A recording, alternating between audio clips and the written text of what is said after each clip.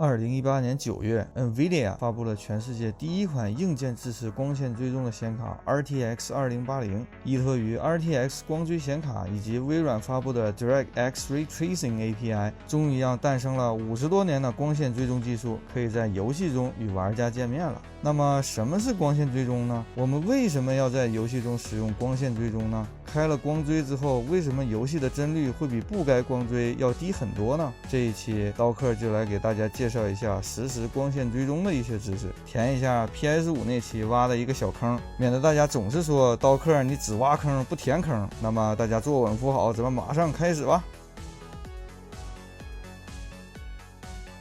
为了让大家能够更好地理解实时光追这项技术，我们先来简单了解一下绝大多数现代游戏仍然在使用的光栅化技术。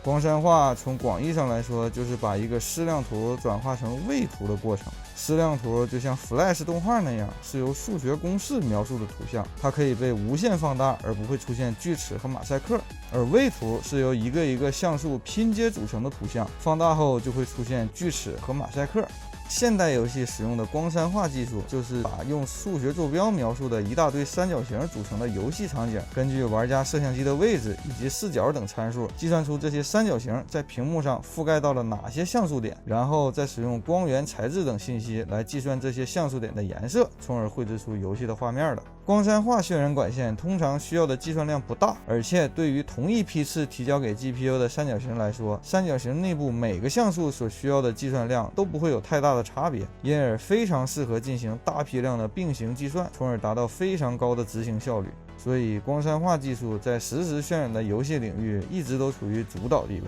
而光线追踪呢，顾名思义就是发射一堆虚拟的光线，然后追踪并记录这些光线与场景中物体之间碰撞的信息，来生成画面的一种技术。首先先在场景里面找一个点，然后从这个点的位置对着场景发射一堆射线，这一堆射线里面的每一根射线，如果使用蛮力计算的方法，需要与场景中所有物体的所有三角面都要进行一次相交测试，才能确定这一根射线到底打在了场景中哪一个三角面上。这个部分的计算，即使是使用包围体乘积 BBH 这样的加速结构进行优化，需要的计算量也非常的大，而且游戏场景中的物体通常并不是均匀分布在游戏场景中的，这就导致计算每一条射线与场景物体相交位置所需的计算量也是不固定的。然而这还没完，射线击中物体之后，通常会根据物体表面材质的不同来进行不同程度的反射与折射，这时候通常就需要从击中点再朝一个或者多个方向继续发射射线，来重复以上的过程，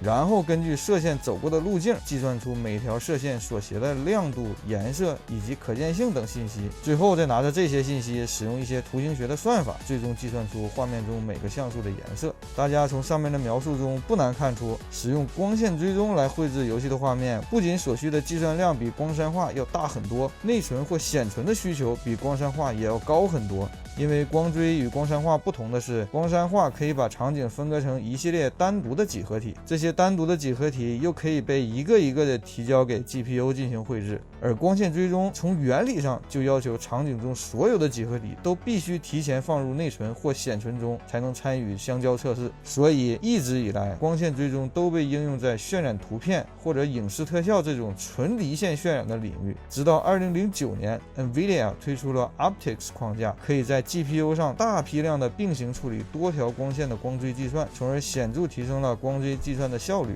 但由于光线追踪最耗时的光线与几何体的相交测试是通过软件在通用的CUDA核心上进行计算的，所以 Optics 光追性能也很难达到游戏高实时性的要求。直到2018年 NVIDIA 推出了 RTX 20系的显卡，使用专门的光追核心，也就是 RT Core 来对光线与 BBH 以及几何体的相交测试进行硬件级别的加速，并且显存的大小也足够同时满足光栅化与光线追踪的显存需求，这才让光线追踪这种技术终于进入到了实时渲染的游戏当中。那么我们为什么要使用光线追踪技术呢？光线追踪技术到底比光栅化技术好在哪儿呢？答案就是光线追踪比光栅化更容易实现全局光照的效果。关于直接光照与全局光照这部分内容，我在讲虚幻引擎5的视频里边讲过，没看过的小伙伴可以去看一下那一期视频哦。简单来说，就是虽然直接光照非常容易处理光线第一次照在物体上反射出来的效果，但是如果只有直接光照，效果看起来会非常假。而全局光照可以绘制出更接近于我们在现实生活中所能观察到的光线经过多次反射而形成的光照效果。但由于实时计算全局光照所需的计算量很高，并且计算量很有可能是不固定的，而光栅化的绘制过程却是一个比较固定的过程，你所能做的也只能是把一个或多个光源的直接光照信息与其他一些全局光照的碎片信息拼凑出来一个全局光照的感觉出来。这里面讲的全局光照的碎片信息包括但不限于绘制阴影所需的 Shadow Map、 环境光遮蔽所需的 SSAO 或 HBAO、 反射材质所需的平面反射或者屏幕空间反射的信息、离线计算光线经过多次弹射而生成的光照贴图 Light Map 等等。碎片信息准备的越丰富，最终的效果看起来就会越真实。但无论是实时计算还是离线计算的全局光照碎片信息，都有其无法避免的局限性，要么就是因为无法获得屏幕外的相关信息，导致你转视角的时候画面会看起来有些奇怪的问题，要么就是有静态的光照贴图无法响应动态光照变化的问题。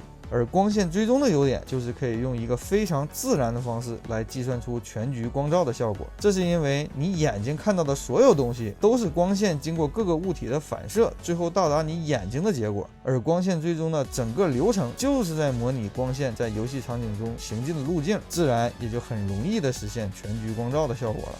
光线追踪按照追踪方式的不同，可以分成3类。第一类是正向光线追踪 Forward Ray Tracing。 正向光线追踪是从光源往场景里面发射光线，这些光线跟各种物体碰撞之后，有一部分比较幸运的光线会进入到摄像机的镜头中，然后根据这些进入到摄像机镜头中的光线，就可以计算出摄像机到底看到了什么样的画面。正向光线追踪的优点是遵循了真实的光学物理原理，所以可以最大程度的计算出正确的光照结果。但它的缺点是效率很低，因为从一个点光源发出的光线，最终只有很少一部分能够到达摄像机的镜头中，那些没进入到摄像机镜头中的光线也要花时间去追踪，就造成了性能的浪费。正向光线追踪有的时候也会被叫做光子追踪。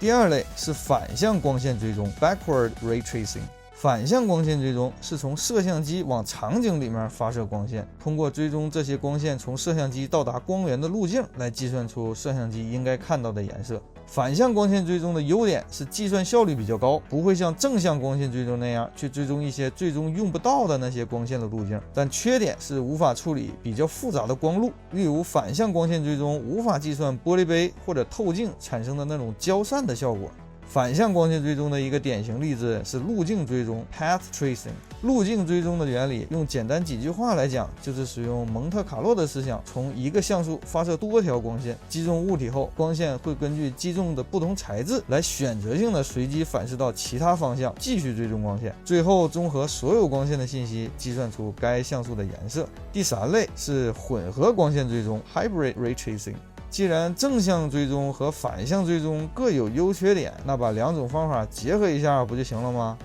是的，混合光线追踪就是尝试结合前面正向反向2种光线追踪优势的一种方法。光子映射技术 Photon Mapping 就是混合光线追踪的一个例子。光子映射会首先从光源发射出一定数量的光线，获取一部分正向光线追踪的数据，生成光子映射图，然后再从摄像机射出光线，使用反向光线追踪，结合前面生成的光子映射图来最终决定摄像机看到的画面。讲完了这3种光线追踪后，大家可能就纳闷了，你说了这么多种光线追踪的方法，那现在游戏里面用的是哪一种光线追踪呢？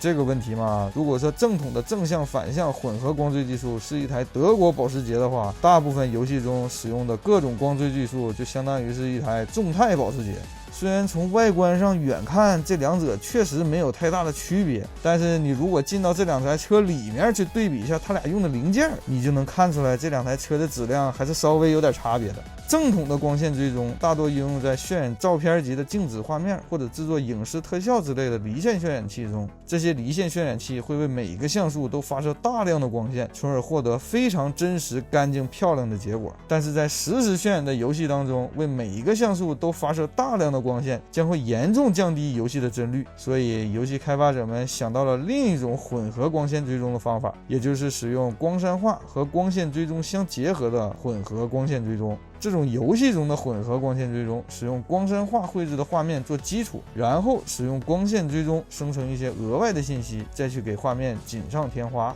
例如在虚幻引擎4中，会首先使用光栅化来生成延迟渲染使用的 G buffer， 它包括了构成这一帧画面的一些基础数据信息。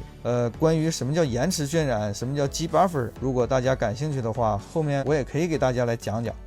剩下的阴影、反射、间接光照以及环境光遮蔽都是分别使用光线追踪来绘制的。不过由于性能所限，通常这里的光线追踪都只会为每个像素发射很少量的光线，甚至为每个像素只发射一条光线。这样做虽然很节省性能，但通常我们会得到一个噪点非常多，看起来很脏的结果。把这种全是噪点的光追信息直接放到游戏画面里，那肯定是不行的。所以我们还需要对这些满是噪点的光追信息进行去噪操作，英文叫做 denoising。这个东西要是详细讲，也足够开一期新视频了。我简单讲一下呢，就是虚幻4中不同的光追信息对应的去噪操作是略有不同的，但是这些去噪操作的原理都是差不多的，类似于 Photoshop 里面常用的高斯模糊，只是这个模糊的 kernel 核心形状和采样数会根据实际应用的场景做出一定程度的调整，从空间和时间2个维度入手，对噪音进行去噪。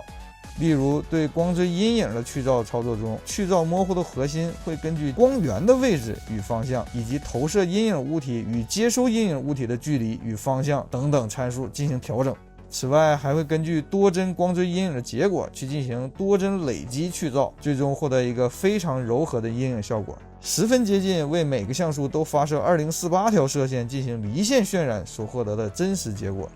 另外一个游戏 Minecraft with RTX， 也就是我的世界光追版中，也使用了混合光线追踪的绘图方式。它在使用光栅化生成延迟渲染的 G buffer 之后，再使用路径追踪，也就是从摄像机射出光线的那种光线追踪，来生成慢反射、镜面反射、折射以及体积物的信息，最后使用前面生成的所有信息再去合成最终画面。虽然我的世界光追版这个游戏每一帧只计算光线弹射一次的效果，但它巧妙地把浮照度的信息缓存到了场景中模型的每个顶点中。这个浮照度呢，大概就可以理解为每个顶点处接收到的光亮度。下一帧再根据这个缓存的信息，从一部分顶点处继续发射光线来累积浮照度信息。通过使用这个浮照度的缓存，就可以让游戏每多渲染一帧就增加一次光的弹射，从而获得非常真实的光线多次弹射的光照效果。就像这个场景一样，一个七拐八弯的走廊里面，一边是非常亮的光源，当你朝着另一边行走的时候，你会观察到光的亮度随着你远离光源而逐渐的变暗，